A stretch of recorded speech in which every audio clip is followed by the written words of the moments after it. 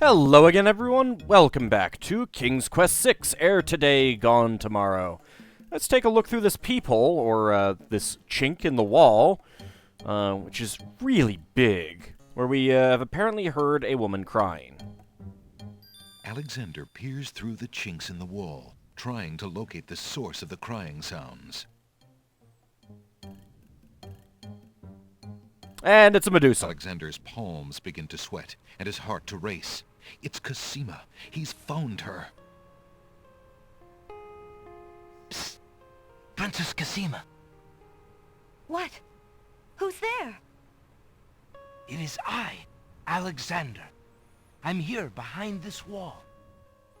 My, how suave that sounds. He should have been outside the window with Alexander? a boombox over his head.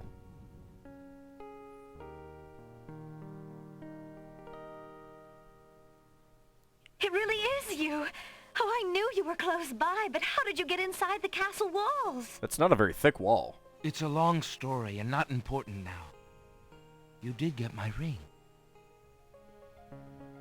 Aw, Oh, she's yes. blushing. It has brought me such comfort, Alexander, to know you were close by and had not forgotten. But you shouldn't be here. You're only endangering yourself. Oh, good point. I'll leave. I don't care about the danger. I would brave anything to learn. What is it? Alhazred.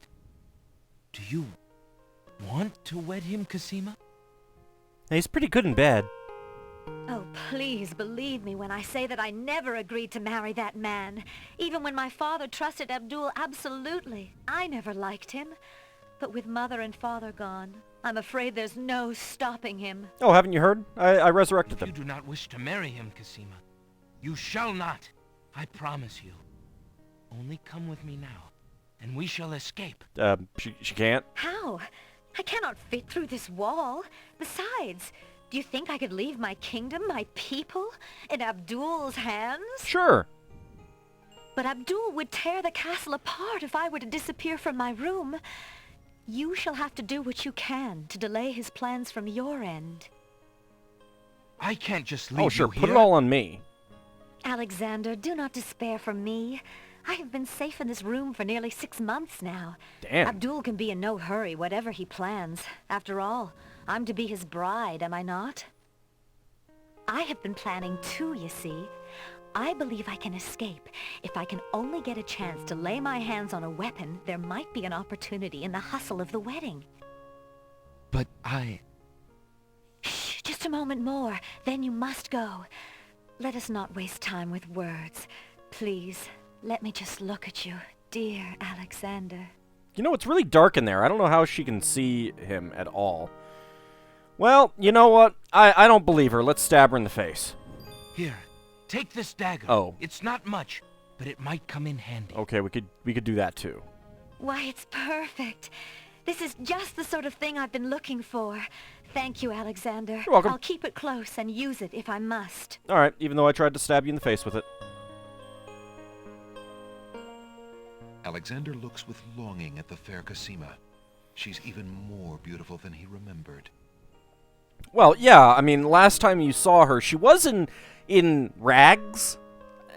Just saying. Oh no! Someone's coming! The lock on Cosima's door rattles abruptly. Alexander, hurry! Step away before they see you! They won't look at how small this... Alexander hears scuffling and a woman's brief cry from the other side of the wall. Then, silence. Oh, she's dead. Oh, well, we can go now. Alexander looks through the chinks in the wall, anxious to see what the commotion was about. Cosima is gone. Where could they have taken her? How could he have let them take her? There's A fine rescuer I'm turning out to be. kind of a wall between you. I'm just saying. Alright, well, I'm sure we'll never get a chance to save her. But we might get to avenge her death. After all, I'm sure that's what happened. She's dead now. Definitely. But seriously, how does no one find... this is enormous. Alexander hears the sound of scratching coming from the other side of the wall. Oh, hey, we'll get to see Alhazred's pet mouse, right? Maybe it's Sherry. Alexander looks through the chink in the wall. I really don't like it when you say chink.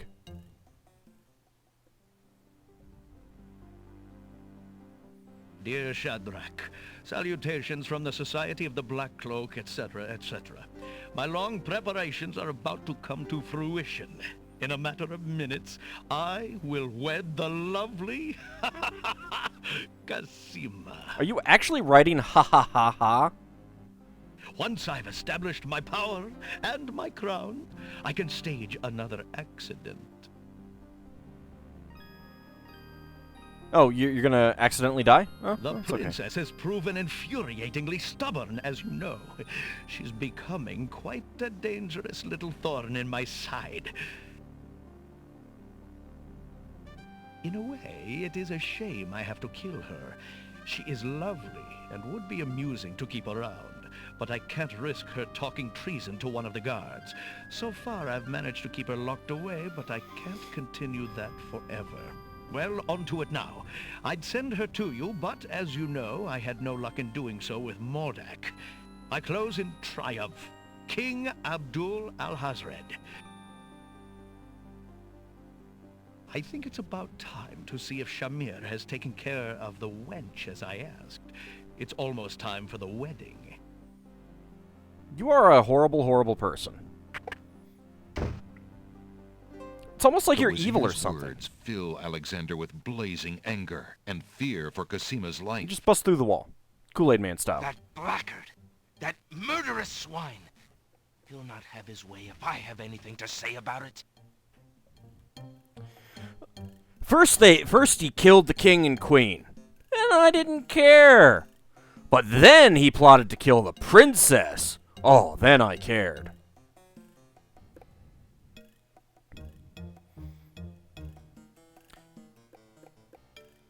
Is this a thing? The old walls are dirty and show the neglect of a forgotten place. No, it seems like it's a button. Alexander sees nothing of interest there. Okay, yeah, I guess not.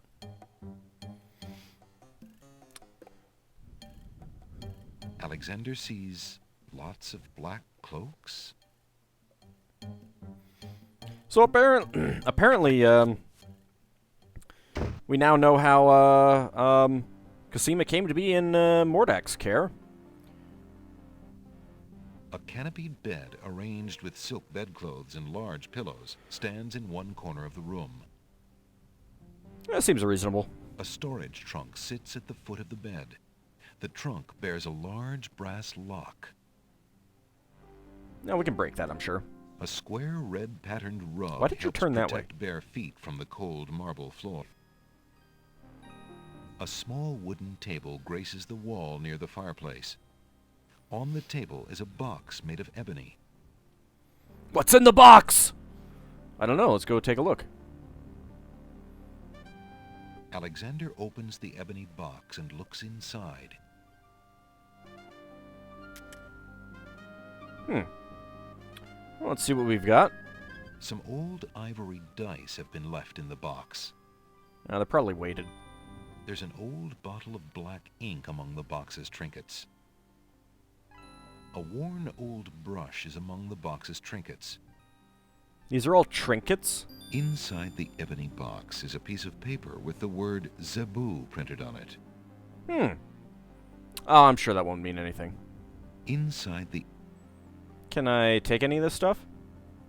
bottle contains only a small amount of black ink, most of it dried at the bottom. But I want... Alexander I want it. decides to leave it there. Finding Cosima is no game of chance. But I may have to participate in a game of chance before this is over. Or maybe I just want to roll up a new character for my Dungeons & Dragons game. The brush is old and small. Alexander isn't interested in taking it. Alexander can read the piece of paper without taking it. Fine, fine, fine. Be that way. Jeez. The trunk is locked. So, can we break it? Using that on the trunk will serve no purpose. Sure it will. Hack the thing open. Alright, fine. I don't think we have anything else that we could really use. Alexander inserts the skeleton key in the trunk's lock and turns it. He hears a click. Alexander opens the trunk. What's in the trunk? Ah, it's just junk. I like how the lid actually disappeared for a second there. A few worn leather books occupy the trunk. The top one is entitled Guidebook to the Land of the Green Isle. A book like that might have been a big help when Alexander first arrived. Yeah. The trunk's owner obviously found it interesting too, for the guidebook is dog-eared and stained. Ew. Well, it's a good thing that I actually had that came in the game box. The trunk contains some old leather books, a bottle of what looks like oily perfume, and a stack of correspondence. Well, clearly we need the oily perfume. Alexander isn't interested in the oily perfume. No.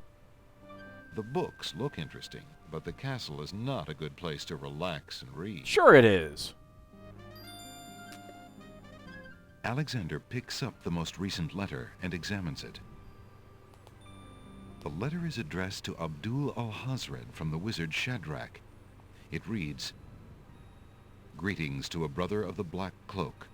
I was sorry to hear of great Mordak's death, though he was a bit of a ninny at chess. It seems the plans for that little kingdom of yours are coming along. I must congratulate you on your handling of the king and queen. Isolating the islands so that no protest could develop was another brilliant stroke. It looks like there's not much left to stand in your way. Do as I recommended with the girl, and you shall have your crown." That fiend. No, he's a human. He's not a fiend. He never counted on Alexander! A fire in a small hearth warms the bedroom. A large, soft cushion has been strategically placed on the cold marble floor to provide a comfy seat near the fire. Comfy seat. But I think we want to go back in here. Alexander crawls back through the wardrobe to reach the secret passage. Do we really have to crawl through the wardrobe? I mean, it's not exactly very big. It's awfully convenient that it's at the back of the wardrobe that is clearly a piece of furniture that can be moved. Alexander looks through the chink in the wall.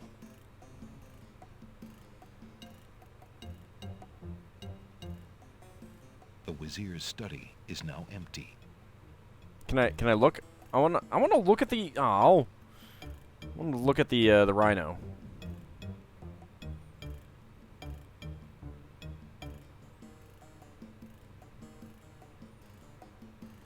Honestly, Alexander deserves to lose and fail at life just for this shirt and scarf combo that he's wearing.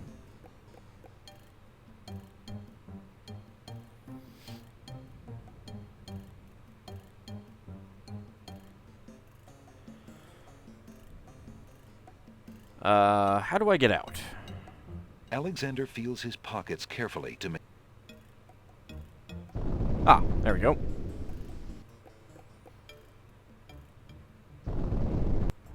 Glad I didn't need to check to see if there was anyone here.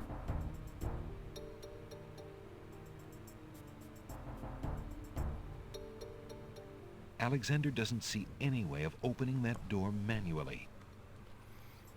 Okay, what if I speak to it? Open Since sesame. the door on the west wall has no visible knob or handle, Alexander decides to try to open it with his voice. He composes his words carefully. And all that comes out is a Wilhelm scream. Ah, alright. Well, we've heard two things. We've, or seen. Let's go for A-L-I-Z-E-B-U.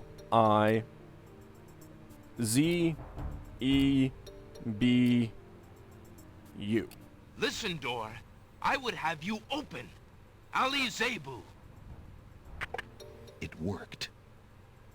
I don't think you needed to say that first part. Just, you know, putting that out there. Decorative shields and spears made of gold hang on the treasure room walls. If they're decorative, why are they in the treasure room? Graceful urns adorn the cool treasure room. Well, they really earned those. Those trunks probably contain the kingdom's treasure, once guarded so well and used so wisely by King Caliphim, now in the hands of that blackguard Alhazred. Oh, I think you're editorializing a little bit here, game. I think we need to not have that. Those trunks probably... Those trunks... Alexander is standing in the Castle of the Crown's treasure room.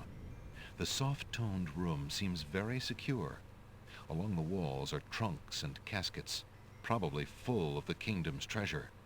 In the middle of the room is a low table. Where is this light coming from?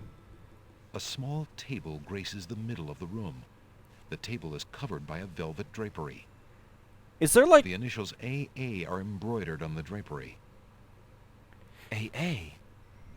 That must stand for Abdul Alhazred. You think? Who embroiders their initials on a velvet drapery that they put inside a treasure room? Other than Alhazred. But seriously, is there like a skylight or something in here? A gracefully curled trumpet hangs on the wall. That seems weird. Alright, well, let's pull that off. Alexander pulls the drapery aside, curious as to what might lie underneath. Oh god, it's the King and Queen's corpses!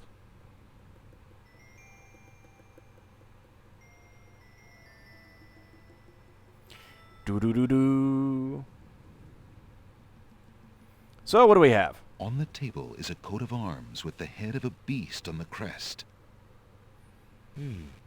Beast said that his coat of arms was stolen by the Druids. This must be it. I don't think so. On the table is a miniature oak tree. It looks very old. That must be the sacred miniature oak that the Druids thought the Winged Ones stole. It's just a bonsai tree. On the table is a fleece made of gold. Ooh, golden fleece. I want it. That fleece must belong to the Winged Ones, and they thought the Isle of Wonder had taken it. Yeah, because the island itself could have taken it. On the table is a strange-looking stone that's giving off an odd, high-pitched noise. That must be the Isle of Wonder's singing stone. Didn't the queens think that the beast had stolen it? As Alexander looks at the objects on the table, he realizes the depth of the Wazir's cunning. It must have been the Wazir or an accomplice who stole that one thing most precious to each island, and then leaked rumors that one of the other islands was responsible. I'm shocked. What did the Wazir have to gain by causing the islands to hate one another? What do you think? I'm shocked that this circular thievery thing, where A stole from B, B stole from C, C stole from D, and D stole from A, was all a grand plot by the villain. How did you not see this coming, Alexander? I mean, when I was a kid and I got this game, I saw that immediately. I knew that had... I mean, you know, when you hear about the first one, you're like, okay, yeah, that makes sense. But then you get to the second one, and it's like, the third one has stolen this, and it's like... Now that's a little suspicious. I don't think there's anything else that we actually need to do in here. And in fact, you don't actually have to come down here at all, I don't think. Let's see...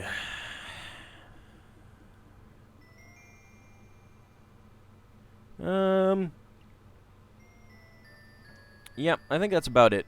I might... Yeah, it's about time to end the episode anyway, a little bit early.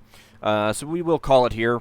So I'll leave you with this final thought on how cunning it is that he stole from everyone and then tricked them all into thinking someone else stole the items. Yes, yes. Terribly, terribly cunning for the guy who has a genie who can change his shape at will to do this thing. Yes. Mm-hmm.